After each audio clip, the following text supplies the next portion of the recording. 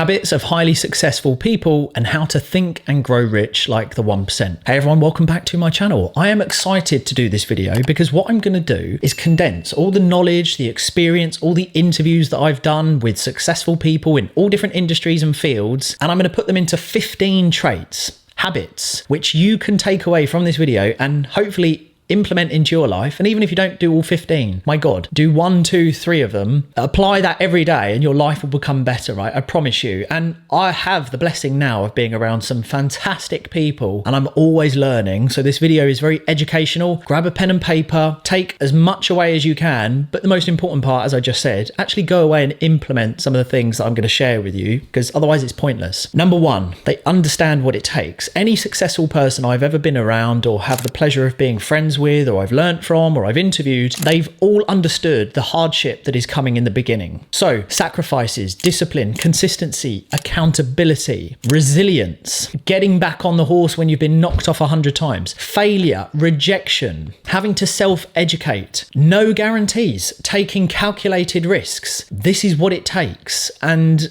if you just listen to everything that I've said, that can be like, oh my God, that sounds scary. But how do you eat an elephant? One bite at a time, which is another lesson within the they understand what it takes, is that anyone I've ever spoken to or really listened to how they got to where they are from point A to a better point B is they took action. Some of you might be watching this video now potentially for inspiration, or you want to understand how the 1% have actually done what they've done. And I promise you now, they just started, which is why there's that saying, $1 million and $100 million ideas in the graveyard, because those individuals never started. They never did the thing that needed to be done. So number 1, understand what it takes is just doing. Perfection never comes, just start. And I look back at my journey and I think I've got it wrong and I've failed and I've been rejected and I've made some hiccups along the way, but I started. Don't think things are oversaturated. Ignore the noise. Don't get distracted. Cut off negativity. Be in a bubble. Zone in. Monk mode. Hyper focus. Deep focus work. Whatever you want to call it. And just get the thing done. And do that every single day. And results will be produced. Number 2, they all think bigger. They never think small. And I've learned this along the way, and I've been guilty where I've kind of thought, well, I just want that. You know, that will do. And that's fine to some extent, just kind of wanting average. But as human beings, let me just get you thinking a moment. When you go in the gym, we will fall into the habit of 3 sets of 12 to 15. I went in the gym today and was doing lat pull down and I thought, I've got another 4 or 5 reps in me. So why do we just cut it short? So think about it financially. If you want to earn a certain amount of money, it's probably going to take the same amount of work to earn X amount more. So go for the big thing. If you don't hit the big thing, you'll probably overachieve anyway because you just fell slightly short. And again, imagine that in any kind of way that you want to define your own version of success. Maybe it's in your health, maybe it's mindset, maybe it's your social circle, maybe it is money, maybe it's just something personally that you're trying to achieve. If you're doing a Tough Mudder, like I do Tough Mudders with my friend Jason, and we're smashing the 10.5 miler now, and I'm thinking, I fancy I can't remember what it's called now, but it's like the ultimate or infinite. I think it's called Infinity, and it's for about 16 hours. I want to do that because that's pushing myself. Like all of you could do more. Think about it. We have a laptop, we have ChatGPT, we have the internet, we have YouTube, we have podcasts, we have our phones, we have social media. We can connect with anyone, we can DM anyone, we can learn from anyone. Why are we not pushing ourselves? This all ties into my whole content around escaping the 9 to 5, and it's like there'll always be workers, I understand that, but it doesn't have to be for me and you. We could have more for our families, but just start, you know, just get it done, right? So that's think bigger, and I really want more of you to think bigger because it takes the same amount of work. And just finally, I've raised a lot of finance over the last 10 years. It takes me the same amount of work to raise $500,000 that it does 50,000. So why would I not go for $500,000 every time? Because I earn more for raising $500,000. The same work, AML checks, legal, contracts, you know, products, service, investor, it all takes the same. Meetings, Zoom meetings, in person in London. The work is the same for 50,000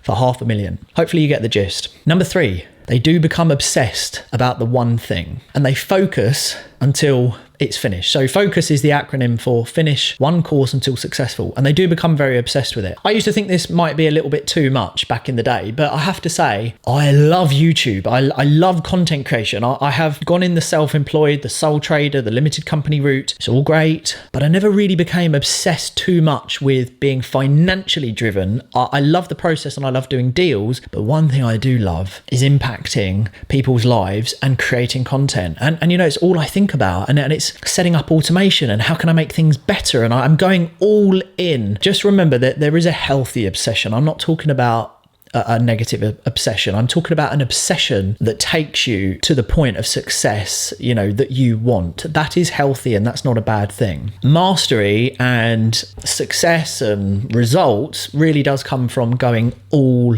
in. And just finally, on that point of being obsessed with one thing, never have a plan B. I think if you have a plan B, like they say, burn the boats, you're always aware that you never go fully in because there's a backup. Don't have a backup. Have your back against the wall and come out fighting. Number 4, they love the game that they're in. So they really are passionate about it. This is something that I have come to realize, right? They're not chasing money. In the beginning, if you're trying to build a business or you're trying to get out of your job, let's use that because it's a prime example. Yes, you might be thinking about, well, I need the money. I don't want to be in a job and I need to get out. And you might be financially driven. Or if you're slightly younger and you haven't developed maturity, you might be looking at social media thinking, I want the watch, I want the car. And, you know, you kind of haven't matured yet to realize that materialistic things aren't actually going to make you happy. So you shouldn't be driven financially. For example, I do love creating YouTube, but I spent over £6,000 on YouTube before I ever even hit 1,000 subs or 4,000 watch hours, just because I loved creating content. I wasn't very good back in the day in terms of my content, you know, go on some of my earlier videos, but I was doing YouTube whether I was paid or whether I wasn't because I financially set myself up. I went on to create consulting and programs and memberships, and I wrote books on Amazon, and I did all of that not because I just wanted the money, because I'd already sort of sorted myself out financially and I got in a good position. I was driven by loving the thing that I was doing, and that's very common amongst the people that I've worked with, is that they have just enjoyed the process of building whatever they're building, and then, like Gary Vee says and Alex Hormozi, give,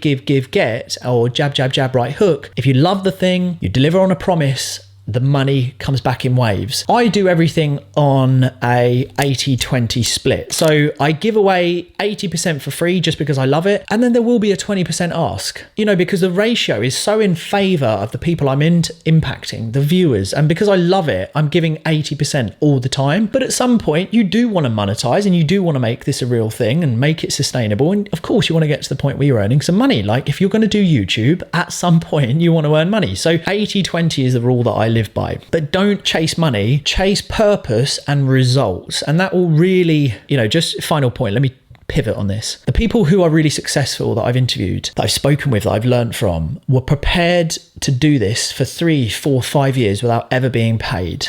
And that's what I was prepared to do. And that's what I did. I mean, I've proven that in many things that I've done. My gosh, I weren't paid for a long time. Now, number 5, purpose and mission. You have to have that fulfillment, that drive, that purpose, and knowing why you're doing this. You have to have what's called your why and your consequence. I spoke with Rob Moore, and I loved his very brutal example, is that people say they can't do things. And I think that's because they don't really know why, or they don't have purpose. But if someone was to, I'll try and do this for the YouTube algorithm, so it's not gonna hurt it. If someone was threatening your family, or there was a very serious situation and you had to do it, otherwise there was a very severe consequence, you have to go to the worst place to find your purpose to achieve the thing that needs to be done, and then you will do it no matter what, because there is such a severe consequence if you don't do it. And I believe, and I have learnt along the way, people who don't go on to achieve success, they didn't have enough purpose, enough drive, and they weren't fulfilled doing the thing because they were either influenced by social media and they thought that was the right thing to do, or they followed someone else and they did something because someone else was doing it. So there wasn't a real attachment, a love for it, a passion, a purpose, right? So you understand your purpose, your mission. There's an acronym you could use, OMV. Find out your origin, your mission, and your vision. Number 6, they just do. They don't think. I've come to learn this. I have to say I'm doing this every day now. I'm going to be creating a diary, which will be called Life by Design. I'm kind of in the concept designing of it now, and then I'm going to roll that out hopefully in the next few weeks. I was on the treadmill and I just thought my time management, which I won't reach over it for now, my time management isn't using Notion, some software. I literally have an A4 piece of paper. I structure it, which you've seen on some of my other videos, and then I just do it. And then I just literally go through it. But I manage my time so efficiently. And I thought, well, why don't I just do a diary or an action planner? And I share that with people because it's a very unique way of doing it, but very simplistic, and one that most people could use to start ticking off the things that they need to do in the right order. So I'm just going to do that. Other people who I've interviewed, if they had a tech idea, for example, they just went and created the tech idea, the concept, and they went to angel investors. They don't think about it, because if you think about it, it's like this. When you're inspired, it's like a pre-workout. You get a buzz, but if you don't act upon that, like a pre-workout, if you don't start training, the pre-workout, dead, dies. So don't lean on motivation, take inspiration, but then go and do it. Okay, so they don't overthink, they don't wait for motivation, because that's fabricated, that's like just dopamine, and they execute every day. They fail, they're prepared to fail, they're prepared to see rejection, but they get back on the horse. You know, there's been, many case studies of, artists, musicians who have gone to label after label after label after label. Even, for example, the guy who created Ring Doorbell, he went on Shark Tank, they all rejected him, and look now, he's a billionaire because he just went to angel investors all the time. Never took no for an answer. Resilience, right? Number 7, this one I've always been very good at, but again, very common with the people that I'm around. They handle pressure like a pro. Pressure does one of two things. It will crush you or it will form a diamond. Be very honest with yourself. How do you deal in high pressured situations? I've learned to deal with pressure more and more. And I think something that puts people off business is listening to people who have never tried a business, and they listen to the risk, the stress, being bankrupt, and kind of all these horrific industrial 80s and 90s stories of businesses. And business now is literally on a phone, on a laptop, stuff like this. It's very lean setups, right? Camera, mic, ring light, products, services, freelance remote team, right? There's not a huge amount of risk. There's certainly not a lot of capital that you need to start something. But when it comes to pressure, it's like being in the gym. When you start lifting heavier weights, your bone density becomes stronger, your muscles get bigger, tougher. You're able to deal with a heavier weight. You're able to do more reps. It's the same with pressure and stress in business. You are just able to deal with it. And it's not a bad thing. And I think we need to remind people, and I'm going to do it now, you won't develop cancer from business stress. You won't have loss of sleep. These things you adapt to, just like anything else. So don't let pressure and stress put you off starting something because you think it's going to be really bad. Again, one bite at a time, you learn. Something happens, a problem comes up, you solve it. It was high pressured at the time, you had to make a decision, but you dealt with it. On to the next one. You deal with it, on to the next one, and you get used to it, right? Number 8, this is a big one. Accountability, 100%. Own everything, the good, the bad, the ugly. In all walks of life, I have really listened and taken this on board from everyone. All of them take accountability for the F-ups, for things that haven't gone well, for the real downfalls, for the bankruptcy. I know 2 business owners that went totally bankrupt and rebuilt and went on to build multi-million-pound companies again. They just owned it. It wasn't anyone's fault. It wasn't the government. This is something, again, I talk a lot about in my content, especially my short form. If you watch it, don't blame the cost of living. We can't blame the government. You have to evolve. Learn, educate. And if I haven't said it already, and I don't think I have, this is a great time for me to just share my Audible library. For you to evolve and educate, which is a big part of this journey, my Audible library will pop up now. Go and invest in Audible and listen to a book every single week. Do 52 books a week, a year. Evolve your mind, right? Take accountability, become wiser, become maturer, and just own everything. And Audible for me, when I was in school, I had no interest in listening to a teacher. I was always looking out the window, I was causing trouble. I even got told not to go back to certain lessons. I didn't go to college, I didn't go to uni. But my accountability really came from the fact that any decisions that I've made were down to me. If I've had money, well, it's down to me. If I didn't have money, that was down to me. If I've made poor choices which had a ripple effect, that was down to me. So educate yourself, become wiser, become maturer. level up, but take accountability. Do not blame, do not complain, take full ownership. It can hurt sometimes to accept the truth, but that's when you start growing up and you start moving forward. Number 9, they were willing to sacrifice things that other people weren't and apply levels of discipline which average people just will not apply. And this one baffles me. Sacrifices. In my 20s, and I'm 32 now for the record, I know I only look about 22 as well. But I sacrificed not going on holiday, no expensive cars, not spending money on materialistic things, clothing, like pricey clothing. I just wasn't bothered. And again, I was very blessed that I had my son early, because then I became very selfless and I had my reason why, and I just wanted to give him everything. So I sacrificed the things for the immediate, for delayed gratification. And obviously at 27, I was able to leave my job. I was able to replace my job in my mid-20s, but I actually left later in my 20s. And I did that through sacrificing. I built up emergency funds. I started investing into stocks and shares ISA. I became financially literate. I invested into commodities. I started making better decisions. I wasn't going out at the weekend partying, spending £100, £200 at the weekend. I was investing that into the private pension, the stocks and shares ISA, cash reserves, emergency funds. They've all made sacrifices. And this is where society has gone wrong. Too many people get to a certain age and then they go, damn, I'm screwed. Got no money. What do I do? Well, it's too late. Whatever age you are right now, your runway is becoming shorter. The game's not over, but your runway is becoming shorter. Make aggressive sacrifices immediately and you'll thank yourself later. And all successful people have made big, big sacrifices. Number 10, they love failure. Every single person that I'm around is not scared of failure. Most people do fear failure, rejection, certainly, because that hurts, right? It can be quite personal rejection. But they run towards it, successful people, and I embrace failure. If you want to build up resilience and you don't want to be afraid of failure and rejection, go street interviewing. Honestly, I do a lot of street interviewing, and my gosh, out of 20 people that I approach, you're talking about 14 to 15 people say no.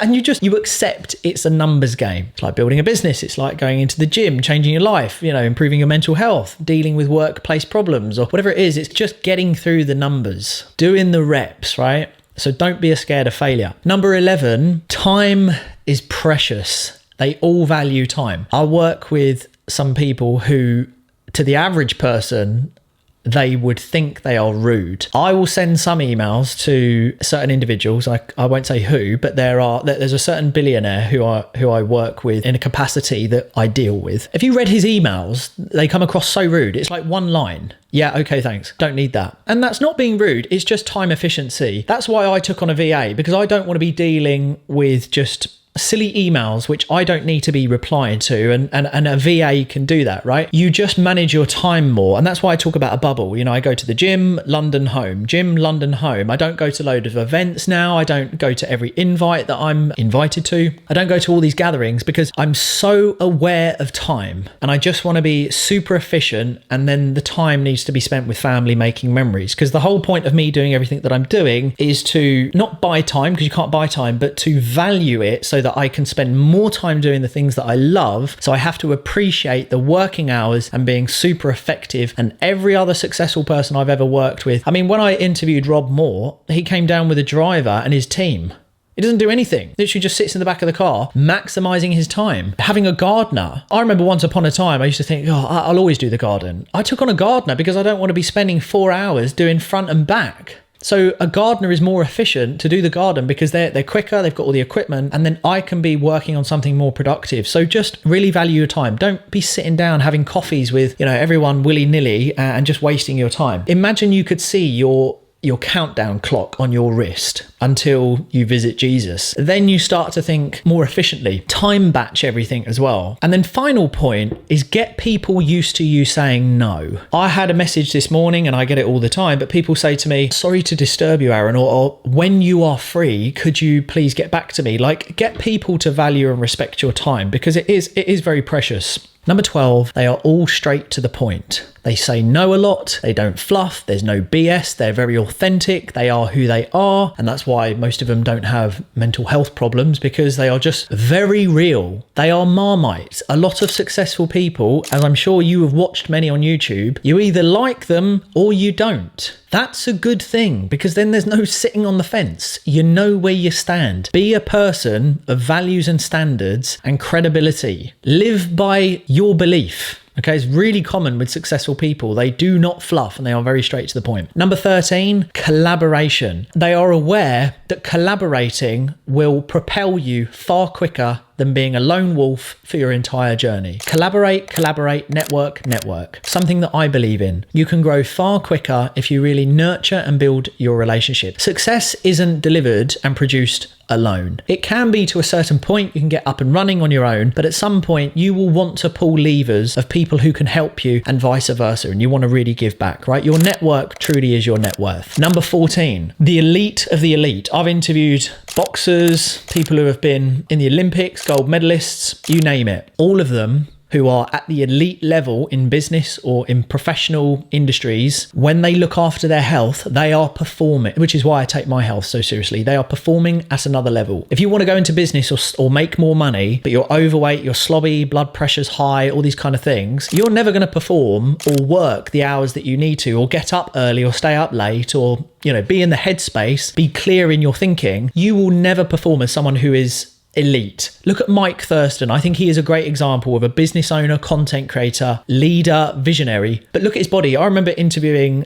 Daniel Priestley, who did a podcast with Mike Thurston in Dubai. And when I interviewed Daniel in London, one of the first things he said is, Mike is like a Greek god. His physique is mind-blowing and it tells a story. You can't see it under here. I don't think you can really see it, but I'm in pretty good shape, right?